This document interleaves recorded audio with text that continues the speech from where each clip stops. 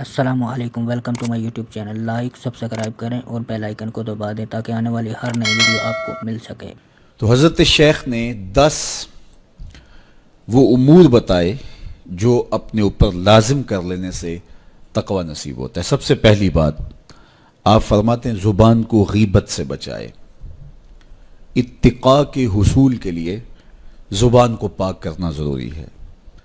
انسان کے زیادہ تر گناہ اس کی زبان کی وجہ سے ہیں، اور غیبت یہ بدترین عمل ہے، اور اس کو بدکاری سے بھی برا قرار دیا گیا ہے۔ الغیبت اشد من الزنا۔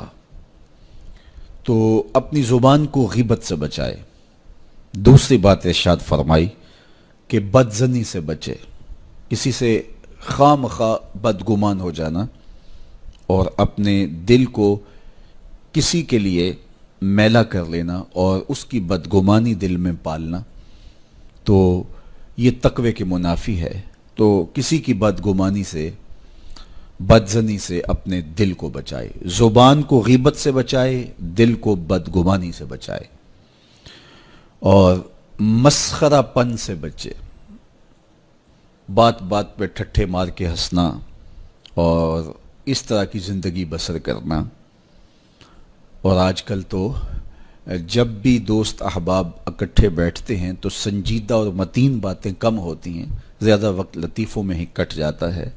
انسان کو خوش مزاج ہونا چاہیے، اس کی طبع میں شگفتگی ہونی چاہیے، لیکن شگفتگی، خوش مزاجی اور مسخرہ پن میں فرق ہے، اس کو سمجھنا چاہیے۔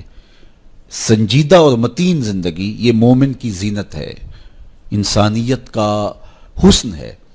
اس لیے تقوی کے حصول میں مانع ہے مسخرہ پن۔ اگر کوئی شخص متقی بننا چاہتا ہے تو اس کو سنجیدہ اور متین بننا ہوگا۔ طبیعت کی خوش مزاجی یہ معنی نہیں ہے، لیکن مسخرہ پن اور چیز ہے، اس سے روک دیا گیا۔ چوتھی چیز حضرت شیخ احمد فرماتے ہیں کہ اپنی آنکھ کو حرام سے بچائے۔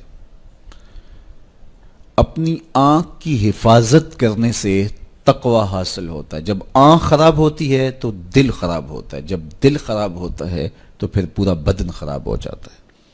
اس لیے وہ دروازہ جو کھلا ہے اور اس سے بدی شر اندر اتر رہی ہے، اور پھر اس سے آپ کا سارا نظم ہستی برباد ہو رہا ہے، تو اس دروازے کو بند کریں۔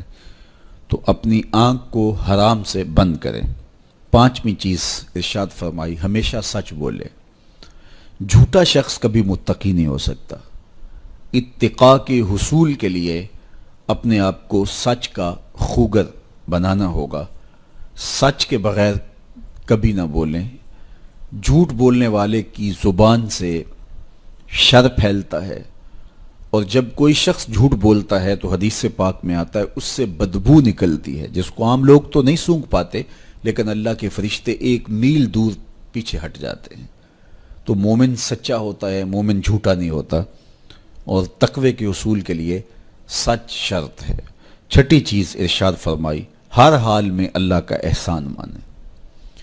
جب کوئی بھی انسان پر بہتری آئے تو اس وقت یہ کہے کہ یہ میرے رب کا احسان ہے کہ مجھے یہ حاصل ہوا ہے۔ بہت سارے لوگ اپنی محنت کا نتیجہ قرار دیتے ہیں کہ یہ میں نے کیا تو اس کے نتیجے میں یہ ملا۔ بسا اوقات آپ کتنا سیدھا کام کر رہے ہوتے ہیں، کتنی محنت کر رہے ہوتے ہیں، لیکن نتیجہ اس کے برعکس آ رہا ہوتا ہے۔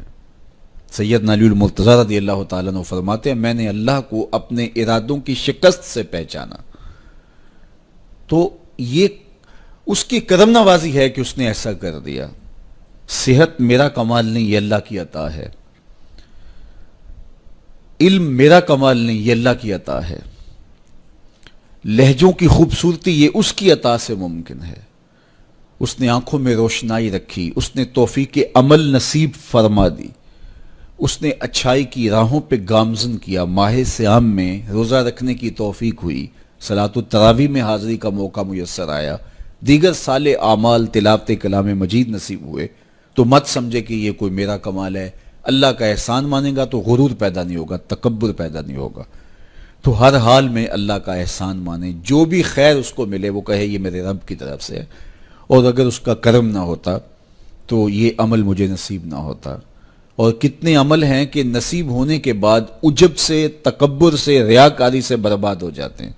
کیتی کتری پئی کھو محمد تے سکہ بنیا زردہ، کتنے عمل ہیں کہ برباد ہو جاتے ہیں، تکبر آ گیا، عجب آ گیا، ریاکاری آ گئی۔ تو یہ اس کی طرف سے ہی ہے۔ تو جب یہ کہے گا تو عجب، تکبر، غرور کچھ پیدا نہیں ہوگا، تو پھر عمل قبول ہوگا اور انسان تقوی کی منزل تک پہنچے گا۔